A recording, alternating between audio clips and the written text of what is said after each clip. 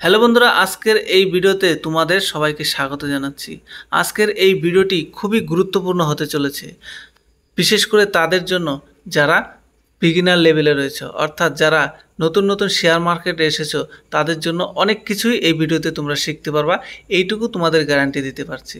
তোমরা তাই ভিডিওটি বিনা স্কিপ করে শেষ পর্যন্ত দেখতে থাকো। আজকে যে কোম্পানি নিয়ে আমরা আলোচনা করব সেই কোম্পানিটি হচ্ছে আদানি উইলমার লিমিটেড।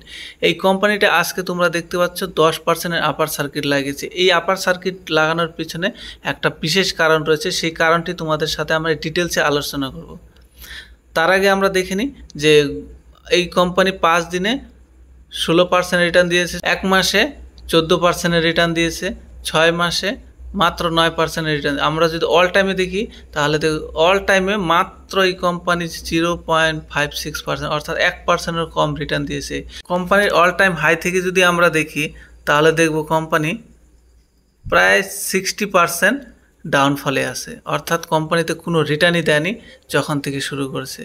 তো হঠাৎ করে আজকে এই 10% রিটার্নের পেছনের যে কারণটি জানা গেছে সেটি হচ্ছে কোম্পানি ডিমার্জ হতেছিল, অর্থাৎ আদানি উইলমার যে ফ্ল্যাগশিপ কোম্পানি আদানি এন্টারপ্রাইজ, সেই আদানি এন্টারপ্রাইজ কী করছে, ডিমার্জ করতে চলেছে এই কোম্পানিকে। কী করছে এখানে, after the announcement of the demerge of the FMCG business from Adani enterprise limited, Adani Wilmar shares witness strong buying of the early morning. এখানে কী বলছে যে আদানি এন্টারপ্রাইজের যে এফএমসিজি সেক্টর ছিল সেই এফএমসিজি সেক্টরটাকে কী করা হবে, ডিমার্জ করে আদানি উইলমারে নিয়ে যাওয়া হবে। এর ফলে এই কোম্পানিতে একটা ভালো র্যালি দেওয়া আছে। Adani Wilmar limited owns 43.9% stake on Adani Wilmar, অর্থাৎ আদানি উইলমারের মধ্যে 43.94% আদানি এন্টারপ্রাইজের স্টেক রয়েছে। কারোর কাছে যদি আদানি এন্টারপ্রাইজে 500 শেয়ার্স থাকে সে 251টি শেয়ার ফ্রিতে পাবে, অর্থাৎ বোনাস হিসাবে সে পাবে। যখনই ডিমার্জের কথা ঘোষণা হয়েছে এর ফলে কী হয়েছে দেখো, আদানি এন্টারপ্রাইজের মধ্যে মোটামুটি 2% ডাউনফল দেখা দিয়েছে। এর কারণ কি, আদানি উইলমারে 10% আপার সার্কিট, আবার মেন কোম্পানিতে 1.7% ডাউন। এর পেছনে যে কারণটি সেটা হচ্ছে ডিমার্জ ঘোষণা হওয়ার পরে দেখো আদানি এন্টারপ্রাইজে মোটামুটি 2% ডাউনফল দেখাচ্ছে। এর পেছনে যে মেন কারণটা কি, একটার মধ্যে 10% আপার সার্কিট, একটার মধ্যে 2% ডাউনফল। এখানে তোমরা যারা বিগিনার আছো তারা একটু ভালো করে শোনো, এখানে তোমরা অনেক কিছু শিখতে পারবা। যে আদানি এন্টারপ্রাইজ হচ্ছে ফ্ল্যাগশিপ কোম্পানি, এটা একটা বড় কোম্পানি। এই বড় কোম্পানির থেকে কি হবে, আদানি যে উইলমার আছে সেই উইলমারে ডিমার্জ হয়ে যে এফএমসিজি সেক্টরটি আছে সেই এফএমসিজি সেক্টরটা কী হবে, এই আদানি উইলমারে যোগ হবে। এর ফলে কী হবে, এই আদানি উইলমারে সেলস বাড়বে, আদানি উইলমারে রেভিনিউ বাড়বে, আদানি উইলমারে ওভারঅল প্রফিট মার্জিন বাড়বে। এর ফলে কোম্পানিতে শেয়ার প্রাইসও বাড়তে থাকবে। এর জন্যে 10% আপার সার্কিট লাগিয়েছে। অপরদিকে যদি আমরা দেখি যে আদানি এন্টারপ্রাইজ, এই এন্টারপ্রাইজ থেকে কী হয়েছে, একটা ব্যবসা বেরিয়ে এসছে, অর্থাৎ ডিমার্জ হয়ে আসছে। এর ফলে এই আদানি এন্টারপ্রাইজে কী হবে, ওই যে এফএমসি সেক্টর ছিল যে ওখান থেকে যে রেভিনিউ আসতো, এর ফলে প্রফিট মার্জিন বাড়তো, সেটা এখন কমে যাবে। এর জন্য এখানে একটু নেগেটিভ ডাউন সাইড দেখা দিয়েছে। তো ডিমার্জের ফলে অনেক সময় বড় কোম্পানির লস হয়, ছোটো কোম্পানির প্রফিট হয়।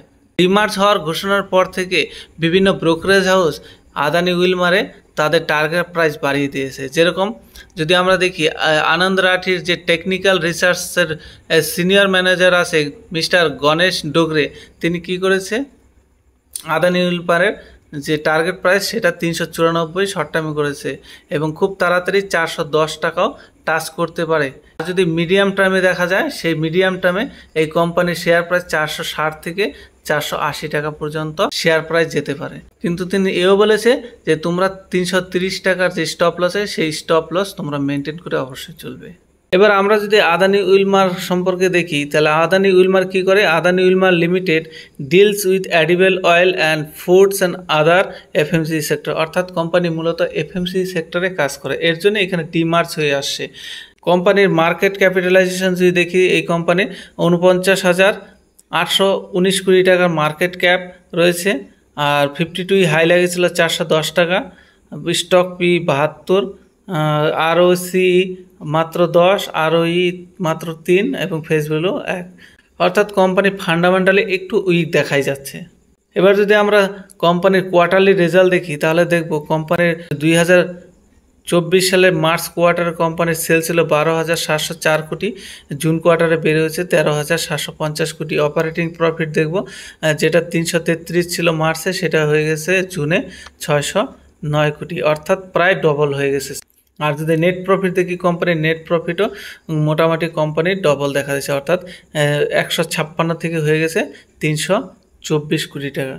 এবার একটু শেয়ার হোল্ডিং প্যাটার্নের দিকে যদি তাকাই, দেখব কোম্পানির প্রোমোটাররা রয়েছে 87.88%, প্রোমোটারদের কাছে শেয়ার হোল্ডিং। এফআইএস এর কাছে মাত্র 0.73, ডিআইএস এর কাছে মাত্র 0.25 এবং বাকিটা 11.15% হচ্ছে পাবলিকের কাছে আছে। এই কোম্পানিতে প্রোমোটাররা 87.88% শেয়ার হোল্ডিং নিজেদের কাছে রেখেছে। তো যে কোনো সময় এই কোম্পানিতে ওএফএস আসতে পারে, অর্থাৎ কোম্পানিকে 75% তাদের শেয়ার হোল্ডিং মেনটেন করতে হবে। তাই তোমরা একটু এই কোম্পানিতে শেয়ার কেনার আগে একটু সাবধানতা অবলম্বন করতে পারো। আমি এই ভিডিওটি শুধুমাত্র তোমাদের ইনফরমেশন দেওয়ার জন্যই বানানো হয়েছে, কোনোভাবেই বাই সেলের রিকমেন্ডেশন এই ভিডিওতে দেওয়া হচ্ছে না। তো আশা করি ভিডিওটি তোমাদের খুব ভালো লেগেছে। তো ভালো লাগলে অবশ্যই ভিডিওটিতে একটা লাইক দিয়ে চ্যানেলটি সাবস্ক্রাইব করে রাখবে। এরকমই শেয়ার মার্কেট রিলেটেড ভিডিও